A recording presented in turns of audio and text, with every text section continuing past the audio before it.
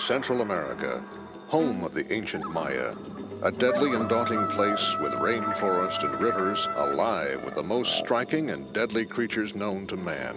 A perfect location for the ultimate 4x4 adventure.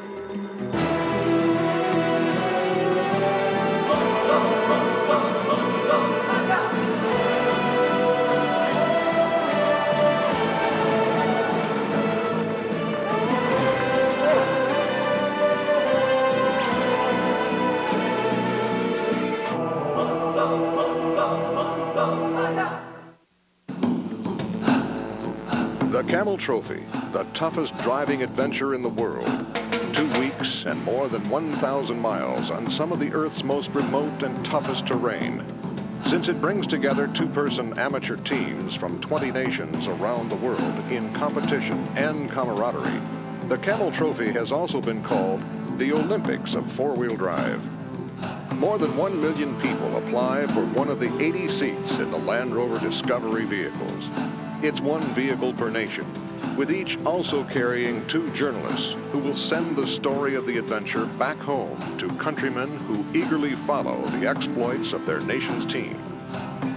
The Camel Trophy is not a race or a rally. It is a test of human courage, endurance, and resourcefulness. The overall objective is to move the convoy of more than 35 vehicles through overgrown jungle trails or across arid, dusty highlands. During the convoy, the adventurers work together to build bridges, recover vehicles mired in mud, and support each other in a show of team spirit. At the beginning and end of the convoy, there are a series of scored special tasks in which the individual teams earn points that count toward one of the 3 trophies. One for the special tasks, one for team spirit, and the Camel Trophy itself, which is the combined score of tasks and spirit competition. In 1995, the Camel Trophy crossed the borders of 5 Central American nations that make up the ancient world of the Maya Indians, the Mundo Maya. The adventurers would learn of the mysterious civilization whose amazing skills enabled them to build vast cities in the jungle more than 2,000 years ago. 3, 2, 1, go! Go! For the American team, Mundo Maya began in conditions only partly similar to those they would encounter in Central America. Grand Junction, Colorado in December is cold, but it is also muddy. 12 candidates had been selected out of hundreds of applicants to see if they could endure more than 30 non-stop hours of physical and mental tests, as well as strenuous driving exercises. When it was over, 3 men and the first female contestant in U.S. history had been chosen to go on to the international selection trials in Istanbul, Turkey. There, the 4 Americans, Jonah Houston of Monterey, California, Tom Davenport of Burlington, Vermont, Jim Sweat of Lebanon, Connecticut, and Daphne Green of Ross, California, were eager to show that their training and desire were second to none. There we go. Okay, lift up. Can we go any more? Yeah. They could drive, they could use the ropes to make bridges, and they weren't afraid to throw themselves into any of the tasks. At the end of 2 days of testing, 33-year-old outdoor adventure consultant Daphne Green and 29-year-old construction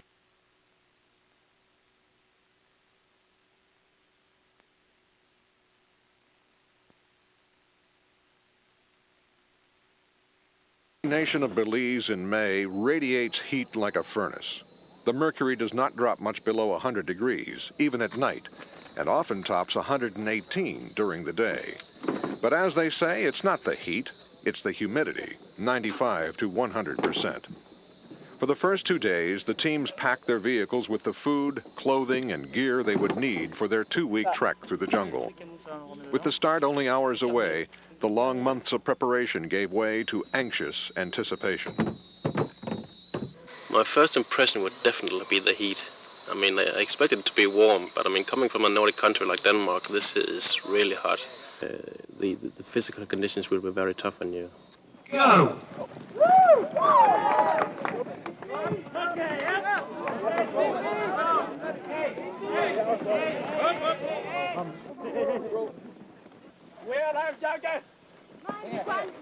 The name of the lake is Lamani, a word that means crocodile in the Mayan language. So the first special task appropriately had the teams diving for submerged carved wooden crocodiles. The real ones kept their distance on the far shores. The Americans excelled at the water sports, but they were sometimes teamed with less skilled nations, so their overall results in these tasks weren't always the best. That's the way it works. Sometimes a team works alone, sometimes with 1, 2, or 3 other nations, and sometimes they all pull together. The events are designed by former Camel Trophy competitors and by retired British military types. They think nothing of making the young adventurers haul logs on their shoulders for a couple of kilometers while trying to read a compass. The driving task was called Lamani Cross. It was sort of a demolition derby, with rocks doing the damage as one team member led the way while the other tried to spot the best line. When night fell, there was no rest for the bone-weary competitors. 15-kilometer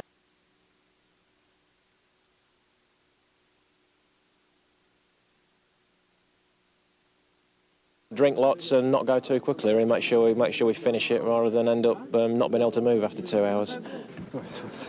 It's terrible. When the sun had the day so hot you couldn't touch a metal surface, the teams had to recover a Land Rover from a 10-foot deep pit, then put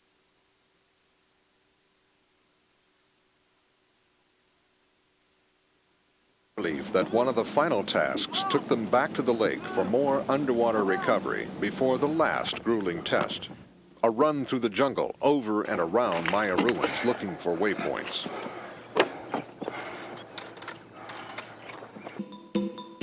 Finally, with the first series of special tasks behind them, the 20 national teams and support vehicles began the 1,000-mile journey around the Mundo Maya.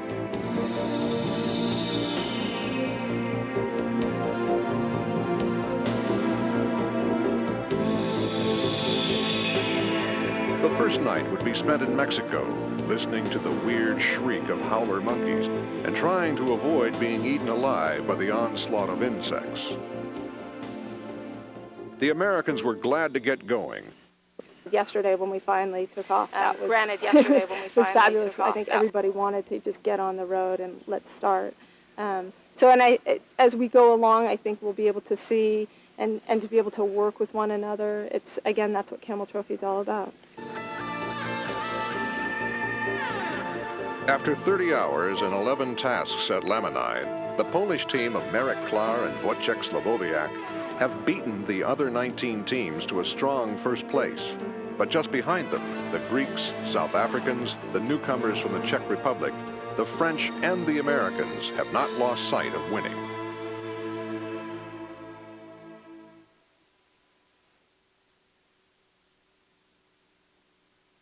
Trophy is crossing a wide body of water. In this case, Lake Petanitsa, one of the last strongholds of the Maya. The teams were divided in 2 groups, and we had to put all the cars over to the other side of the lake, and we could use those floating rafts we have to pump up. And well, the thing was, who's doing this in the fastest time? We didn't know what was on the other side of the lake, so we went there first and see how we get all these. So we went there first and see how to the other bank, and we didn't have enough material to do it for ourselves, so we used each other material, make one good track to the other side. So we help each other. The speed of bringing the cars over, it depends who was winning or not.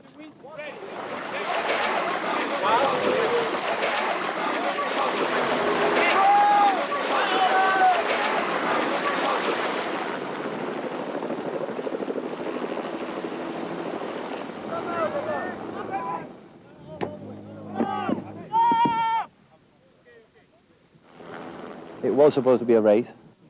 The conditions on this side of the shore are bad. There's too much mud. So we don't have enough materials to make 2 ramps. So we're working as one big team and we get it on fine.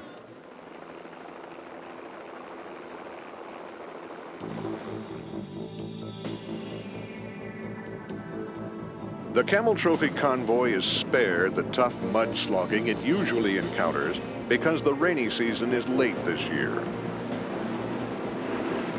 So the teams spread out as they explore the Petén in Guatemala.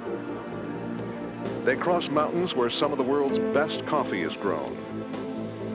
Then pass through teeming Guatemala City, where many Maya descendants still live. And on south to rendezvous at the El Salvador border. The convoy stops to present a scientific research station to Monte Cristo National Park. It will be used to study life in the cloud forests of the region.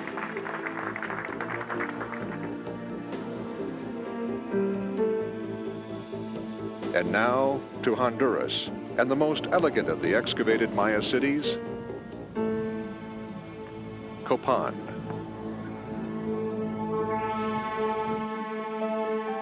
Could the Maya have predicted the next rains to make the journey Camel Trophy tough again? Back into Guatemala. Then a rocky path no motorized vehicle has ever followed. A road built 450 years ago by Cortez as he looked for the lost cities of gold.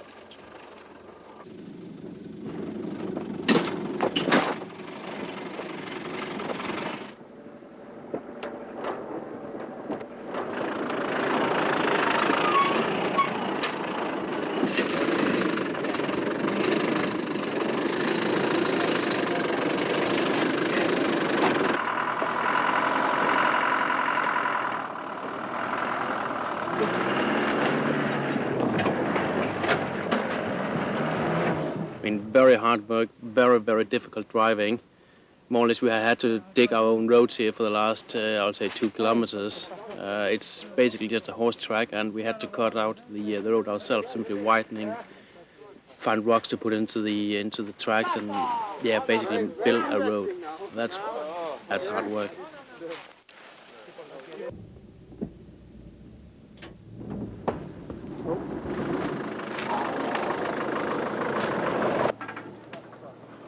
Even with the trail cleared, the jungle swallows cars and their drivers whole.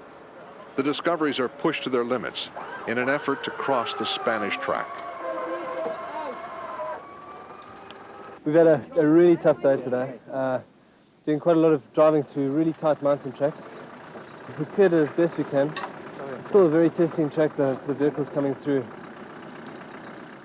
But it's really gratifying work. It's really getting stuck into it, and it's a lot of fun. It really is a lot of fun. The locals bet against the convoy, but 12 hours and 12 kilometers later, they were...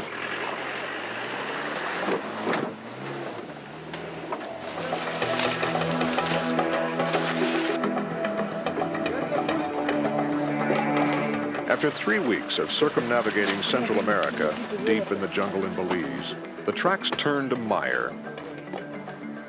We expect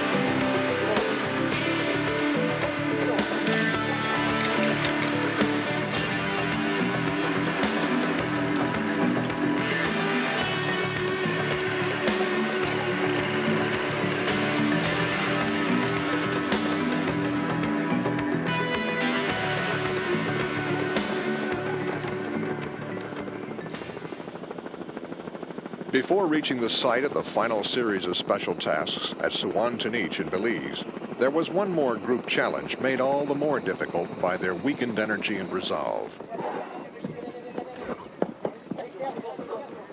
Basically, we had to build a raft, or we could, if we wanted to, build a raft and transport a Land Rover spare wheel to a vehicle, then travel further down the river with the raft that we made out of pelican cases and a sand ladder. Come back, pick the whale up, and get back to the start-finish area. Absolutely simple, but pretty knackering as it turned out.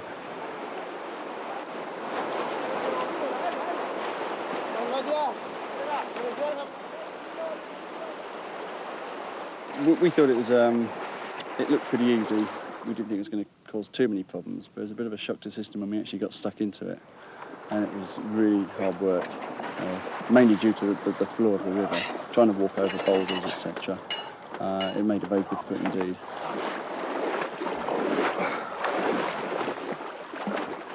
The Brits and Canary Islanders are caught in the fast-flowing current. In the end, it's the South Africans who beat the French to the finish.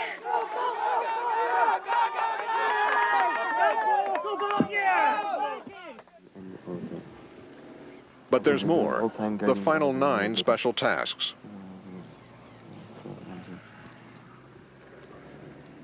Well, this task, we're given a number of routes to drive of different or differing degrees of difficulty, each having a different point allocation. Some of them you can only drive through once, and there are 2 stones marking entry and exit points for each of the legs that you drive. The rule says that you can only drive each one once each way, and the one way you can only go down one way. So basically, one person's got to run ahead with the map and navigate, and take the driver through the course as he sees best, to try and gain the maximum number of points. Another 30 hours to improve their scores set 3 weeks ago back at Lamini. The temperature is 104 degrees. Tasks are harder. The emphasis is on driving.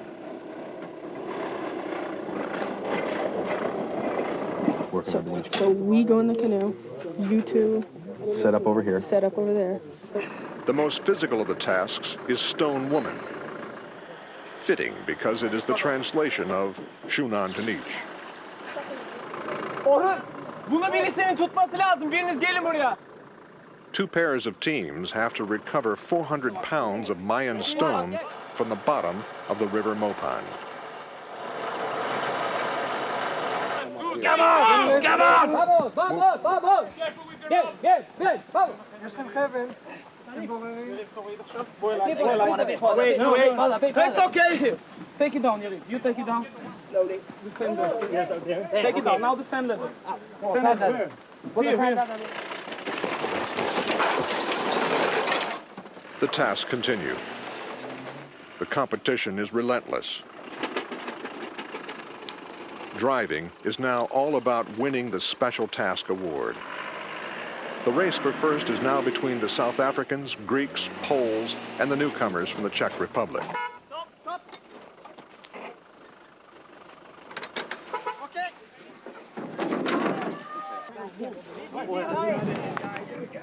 The final series of special tasks take their toll. One of the Swiss team cuts his leg. American Daphne Green sprains her ankle and is disqualified by the doctor. Stefano Bianconi, an Italian dentist, finds he is not as fit as he needs to be. His teammate, Matteo Pellin, keeps him going. It was difficult, Matteo helped me a lot in all the canoeing task. When I get tired, he pushed me and, come on, Stefano. It was really, really nice, and this was a part of the Spirit Award. The problem is always the same. After 2 hours, I felt without salts, and so, also when I drink a lot, I hadn't the possibility to recover. Dai, Stefano! And I get tired. This was really the big problem, but now I know that Camel Trophy is going to the other side, not only vehicles, but more athletics. Matteo continues with his journalist, as does American Jim Sweat, now teamed with photographer Eric Schlegel for the final series of special tasks.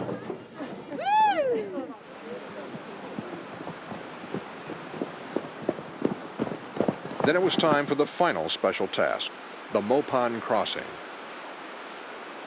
2 discoveries have been disabled and placed on one side of the swift-flowing Mopan.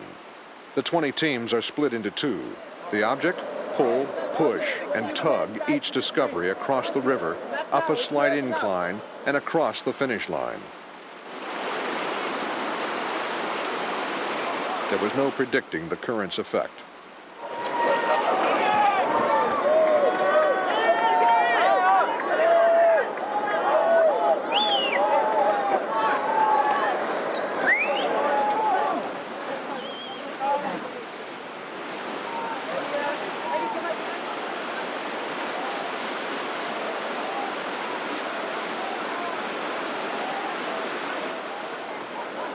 The first vehicle was mired when the second sank in behind it.